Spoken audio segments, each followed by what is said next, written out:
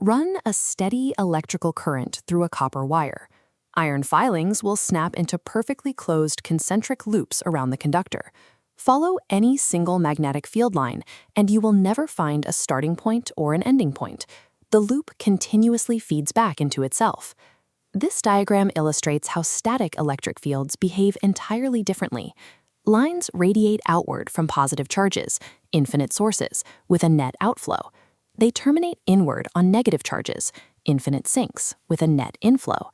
Vector calculus measures this local expansion or compression as divergence.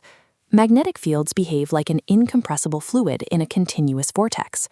Enclose any part of that vortex in a volume, and the field entering exactly equals the amount leaving. There is zero net outflow. Instead of diverging, the magnetic field curls. We describe these geometries using two differential operators. The divergence operator, nabla dot, measures if a field acts as a source or sink. The curl operator, nabla cross, measures local rotation. Static electric fields diverge. Static magnetic fields curl. This geometric dichotomy is the mathematical baseline of classical electromagnetism. It separates the physics of stationary point charges from the physics of steady, continuous currents. To calculate a magnetic field from a known current, we start with the Biot-Savart law.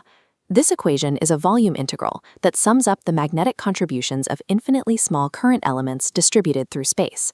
For simple setups, like a single straight wire, the Biot-Savart law is manageable, but for complex spatial geometries, thick bundles of wires, or oddly shaped conductors, evaluating that volume integral becomes an exhausting, brute force exercise in calculus. We can bypass this exhaustive integration. By applying our two differential operators, divergence and curl, directly to the Biot-Savart integral, we can extract the underlying geometric rules governing all magnetic fields. Deriving the divergence and curl of the magnetic field vector, B, yields the powerful shortcuts known as Maxwell's equations for magnetostatics. To find the divergence of a magnetic field, we apply the divergence operator to the Biot-Savart volume integral. The integral sums over the source current using primed coordinates, while the divergence operator analyzes the observation point using unprimed coordinates. Because the current density J depends only on the source coordinates, the unprimed divergence operator ignores it. The divergence of the cross product expands via a vector product rule, leaving a term involving the curl of the unit vector over distance squared. That unit vector term describes a purely radial field pointing outward from the origin. A radial field has no rotation, so its curl is zero. Consequently, the entire divergence expression vanishes. We arrive at the equation, the divergence of B equals zero. Physically, this operates like a hose model. If you define a continuous tube along the magnetic field lines, the exact number of lines entering one end of the tube must exit the other end. This page shows the divergence theorem, which links a volume integral to a closed surface integral. Since the divergence of the magnetic field is always zero, the total magnetic flux piercing any closed surface will always sum to zero. The math requires every magnetic field line entering a closed surface to also leave it. Therefore, there can be no isolated source or sink of magnetism. This zero divergence result is the formal proof that magnetic monopoles do not exist in classical physics. Next, we apply the curl operator to the Biot-Savart integral to determine how the magnetic field rotates in space. Using vector identities, the curl of the cross product expands into two distinct terms. We can evaluate the first term by integrating by parts, converting the volume integral into a surface integral evaluated at the region's boundary. If we define our region to be large enough to enclose all the current in the system, then the current density J at the outer surface boundary is zero. That causes the entire first term to evaluate to zero. This leaves us solely with the second term, containing the divergence of the radial unit vector over distance squared. In three-dimensional space, that specific divergence equates to a Dirac delta function. The Dirac delta acts like a mathematical sieve, instantly collapsing the entire volume integral down to the value of the current density at exactly the observation point, multiplied by the magnetic constant μ0. The final result is the differential form of Ampere's law. The curl of B equals μ0 times J.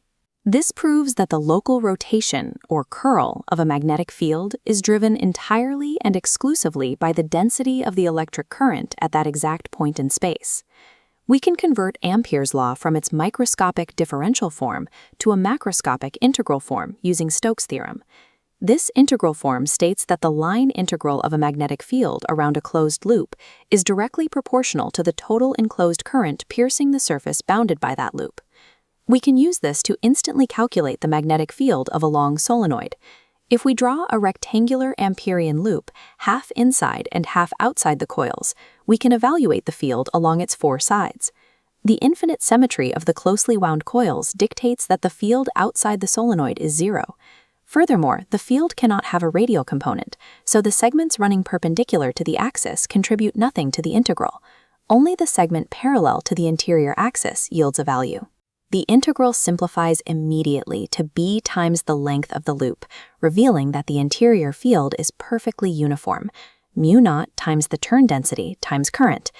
Now consider a toroid. This is simply a straight solenoid physically bent into a continuous closed circular ring. The field lines are confined entirely within the donut shape. By applying a circular Amperian loop concentric with the toroid's axis, we confirm the internal magnetic field is strictly circumferential, its magnitude decreasing inversely with the radial distance from the center.